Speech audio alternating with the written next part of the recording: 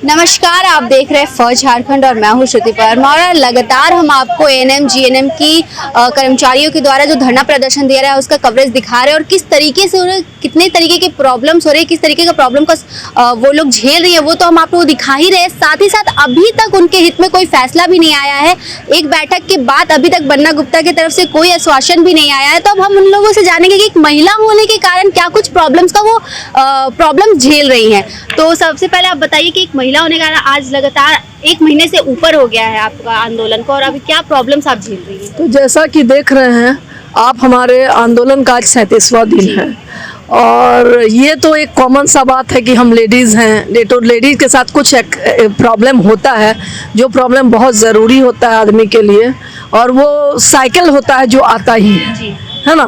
जैसे हमारे, उसको तो बोलना नहीं चाहेंगे खुल के, जैसे हमारे स्पेशल लीव जो हमें मिलते हैं उसके लिए, तो वो प्रॉब्लम तो सबके साथ आया, सबके साथ उस प्रॉब्लम को झेलना पड़ा सबको। और उस प्रॉब्लम में लोग कितना आहत होता है और कितना एक मेंटली हैरेस होती है महिला, वो महिला समझ सकती है। आप एक महिला कर्मी हैं, रिपोर्टर हैं, लेकिन आप भी उस दौर से गुजरती हैं, इसलिए आपको पता रहता है। और यहाँ वॉशरूम वगैरह कुछ की व्यवस्था नहीं है, तो लोग जाते हैं डीसी ऑफिस, वहाँ पे 20 रुपीज़ अपना देते हैं, प्लस अपना सारा जितना भी काम है जो महिलाओं का होता है, छोटा छोटा सा काम, सारा काम करते हुए अपने कपड़े उपड़े सारे को धोते हुए सभी वापस आते हैं। फिर उसके बाद पूरा दिन टेंट में रहना है, रात में भी टेंट में रहना है, टेंट से भी सारे तरह के कामों को करना। आप एक तरह से एक हम लोग के लिए आप सोच लीजिए कि झांसी की रानी का काम कर रहे हैं। आखिर हमारे स्वास्थ्य सचिव उसको किस ग्राफ पे रखेंगे? कोई तो ग्राफ होगा ना, एक मानक चिन्ह तो होता है हर एक चीज का। हर एक जो भी स्वास्थ्य विभाग का प्रोग्राम होता है उसका एक मानक चिन्ह होता है, तो वो मानक चिन्ह आखिर कहाँ गया?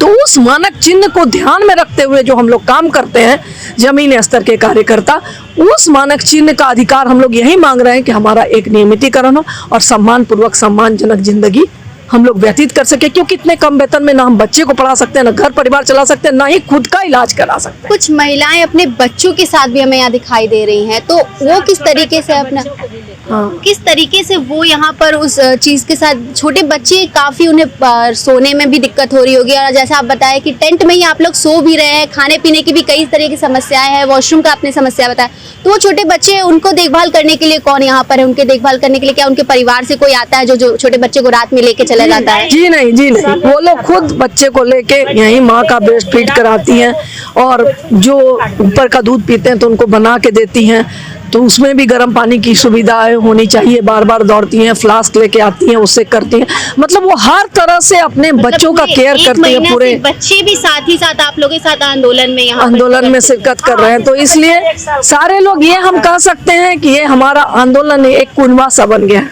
एक परिवार बन गया है। और एक परिवार में हम बहुत ही, मतलब क्या बोलेंगे, बोलने के लिए शब्द कम है हमारे लिए। बस इतना ही बोल रहे हैं कि हमारे माननीय मुख्यमंत्री, हमारे माननीय स्वास्थ्य मंत्री हमारी उम्मीद को ना तोड़े, और 25 तारीख का जो उन लोगों ने डेडलाइन दिया है वो 25 तारीख को हमारे साथ सम्मानजनक वार्ता करें, और सम्मानजनक वार्ता करते हुए हमारे दर्द को समझे, हमारे महिलाओं के दर्द को समझे, उनके परिवार को दर्द को समझे, और इस दर्द को समझते हुए वो हमारा निराकरण करते हुए हमें नियमितीकरण दें। आप बोलते बोलते भावुक भी हो गई मैम। महिलाओं की कई तरीके की समस्याएं भी होती है मैम, और आज आप जैसे बता रहे 1 महीना से ऊपर ये सारी समस्याएं आप लोग झेल रही हैं। मैम, आपको क्या कुछ दिक्कतों का सामना करना पड़ रहा है? देखिए, महिला होने के नाते बहुत सारी महिलाओं के सामने दिक्कत आती हैं, एक समस्या नहीं है। आप देख रहे होंगे यहाँ के छोटे छोटे बच्चों को लेकर महिलाएं बैठी हुई हैं। किन्हीं का 6 महीने का बच्चा है, किसी का 2 महीने का भी बच्चा है, किन्हीं का साल भर का है, 1.5 साल का है। तो कहीं ना कहीं हमारे साथ हमारे बच्चे भी सफ़र कर रहे हैं। ये छोटे बच्चे तो सफ़र कर ही रहे हैं, साथ ही हमारे बड़े बच्चे भी सफ़र कर रहे हैं। आपको पता होगा कि फरवरी और मार्च में सभी क्लासेस का फाइनल एग्जाम्स चल रहे हैं, अभी यहाँ तक कि मैट्रिक इंटर का भी चल रहा है। तो हम लोग खुद तो सफ़र हो रहे हैं, हमारे साथ हमारे पूरा फैमिली सफ़र कर रहा है। हमारा बच्चा का पढ़ाई डिस्टर्ब हो गया है, ना हम उनको समय दे पा रहे हैं, और हमारे बच्चे का भी भविष्य अंधकार में जा रहा है। तो ये कितने दुख की बात है कि एक कॉन्ट्रैक्ट कर्मचारी जो अपने भविष्य को तो अंधकार में डाल ही चुका है, लेकिन अपने साथ साथ अपने बच्चों का भी भविष्य अब अंधकार में हम लोग डाल रहे हैं। आज ही मेरे बेटे का एग्जाम चल रहा है, कितनों का अभी मैट्रिक का एग्जाम चल रहा है, इंटर का एग्जाम चल रहा है, लेकिन हम लोग क्या करें, विवश है।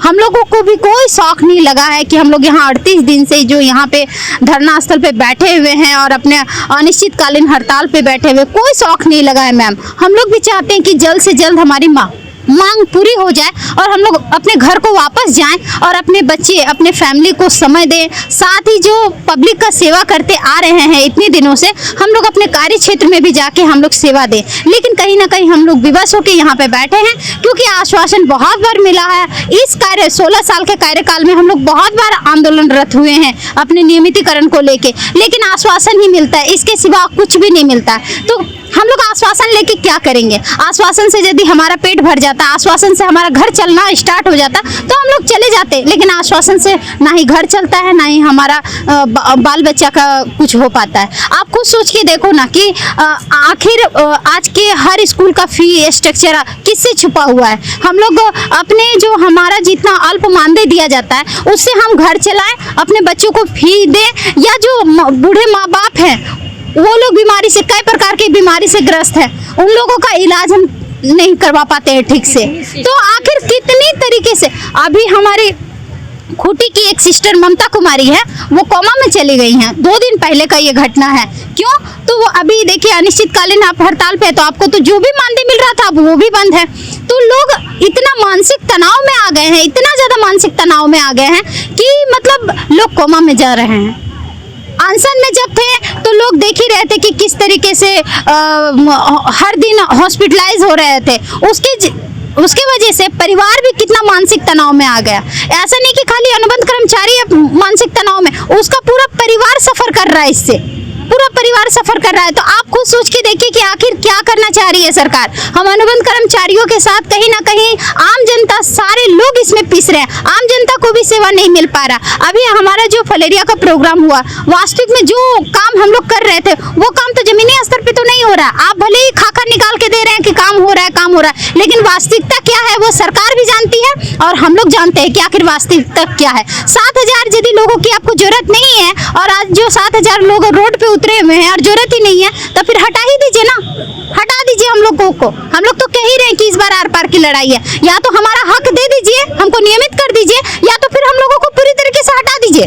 हम लोगों को भी अब अनुबंध का ये कलंक जो है नहीं लेना है। ये हमारे लिए कलंक छोड़ के कुछ भी नहीं है। अनुबंध का नौकरी जो है हमारे लिए केवल एक कलंक है। आप 16 साल नौकरी देने के बाद आपको 16,000 रुपया देता है, 15,000 रुपया देता है। आप खुद सोच के देखिए ना, आप बच्चा पढ़ाओगे, माता पिता का इलाज कराओगे, या आप घर गृहस्थी राशन पानी लाओगे, क्या करोगे? इवन हम लोग जो है जमीनी स्तर से जुड़े हुए हैं, हम लोगों को आज इस आंगनबाड़ी में, कल उस आंगनबाड़ी में, परसों यहाँ टीम लगाए, नर्सों वहां जाना, तो उसके लिए भी कोई टीएडीए तो हम लोग को मिलता नहीं है। जो है आपका मानदेय से ही आपको खर्च करना है, तो हमारा 6-7 हजार का तो तेल जल जाता है मैडम। तो हम क्या चलाएंगे घर, और क्या अपने बच्चों को पढ़ाएंगे लिखाएंगे, और क्या करेंगे? हमको क्या शौक लगा है कि 38 दिन से हम लोग जो यहाँ रोड पे बैठे हुए हैं, बैठे रहे? किसको शौक लगा? आप खुद सोचिए, देखिए ना, वो भी एग्जाम के टाइम। यहाँ पे जितनी भी माताएं बहनें या भाई, हमारे भाई साथी बैठे हुए, सभी के बच्चे बड़े हो गए हैं, सभी के बच्चों का अभी एग्जाम चल रहा है। जो एग्जाम के टाइम में हम लोग जो यहाँ बैठे हैं, हम लोग अपने साथ साथ अपने बच्चे का भी तो हम लोग फ्यूचर को डार्क कर रहे हैं, उसके फ्यूचर को भी तो अंधेरे में डाल दिए हैं। क्या लगता है इस बार उम्मीद है कि आप लोग ये बातें पूरी? देखिए, उम्मीद पे ही दुनिया कायम है। हम लोग उम्मीद आज भी रखे हैं और हम लोग यही चाहते हैं कि सरकार हमारी उम्मीद को ना तोड़े।